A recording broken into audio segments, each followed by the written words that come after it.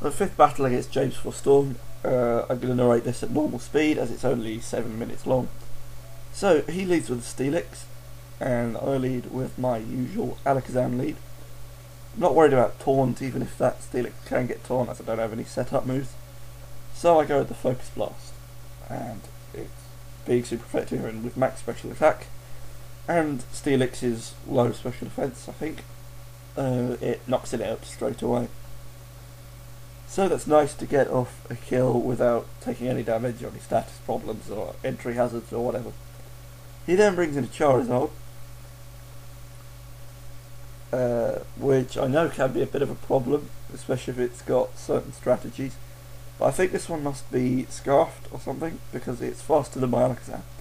So he uses Fire Blast but misses, which is a bit of bad luck, and I get my Charge Beam off. And that does a lot of damage. It's only 50 base power. I thought it was 70, but apparently it isn't. So, and that does more than half health, which is really good for me. But I don't get the special attack boost, which is irritating because it means I have to use it again. He then gets off the Fire Blast, and it doesn't activate my slash. It goes down to 8 HP, which is fairly ridiculous. But it means I'm allowed to get a Charge Beam off, a second Charge Beam, kill his Charizard, and I do get the special attack boost, which is obviously very helpful because Alakazam's special attack is already ridiculous, and now it's even more ridiculous. He brings in a Milotic expecting a Charge Beam, but I didn't, because he switches to a Electrify straight away, but I didn't go with it for two reasons. One, because I already had the special attack boost, so I don't tend to trying it too.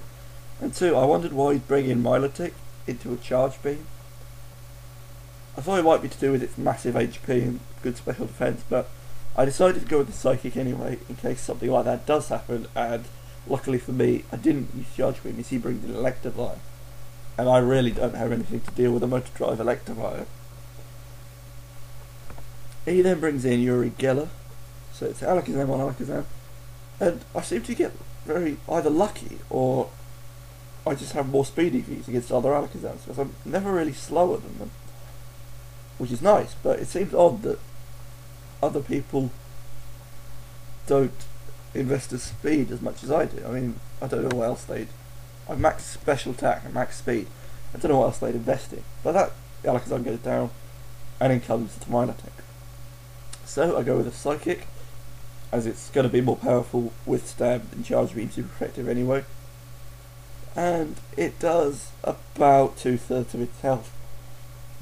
Sorry. And he finished me off with a Surf. Now here, I bring in Jolteon, and I probably should have... Hurry up and he's left over.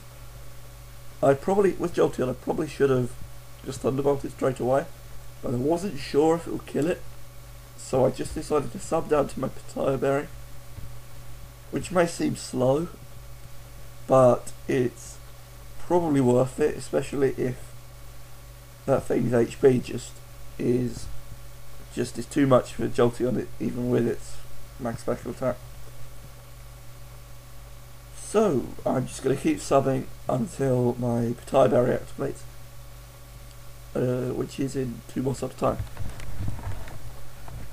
This thing's nice because it only takes 3 subs to get down to Pitaya Berry. I know some things require 4, I think, or maybe they don't, tell me if I'm wrong.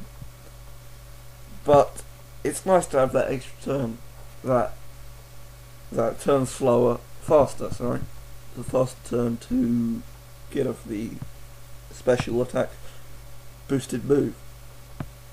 So here's where I get my Pitaya Berry, and he's just surfing away my substitutes.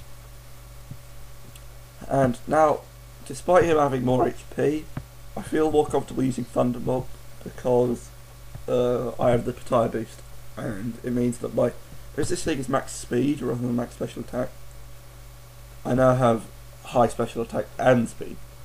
Well, it's still a good special attack, but it's not as good as his speed. So I get off the Thunderbolt and kill the Milotic. Here he brings in a Salamence, and this thing packs Hidden Power Ice, and so I thought I'd be fine. It turns out he has a Yachi Berry, But I was still pretty confident of killing it because it's still 4 times weak and I do still have the special attack boost. But it turns out he's just got enough special defense to survive with a tiny amount of health. And that's really quite irritating, as it just draws the battle out for longer than it should have.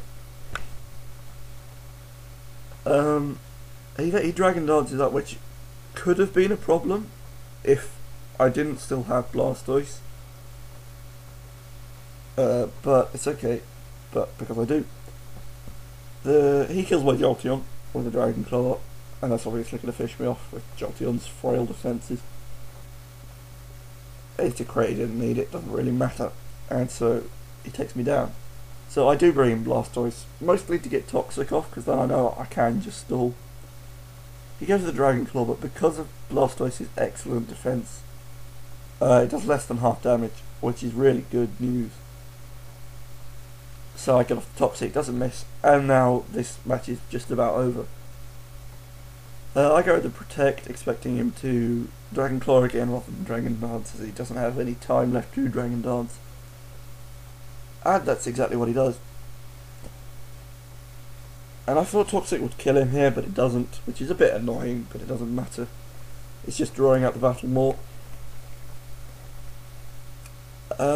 Yeah, so he then goes to a Dragon Claw, doesn't kill me, and I finish him off with a Rapid Spin.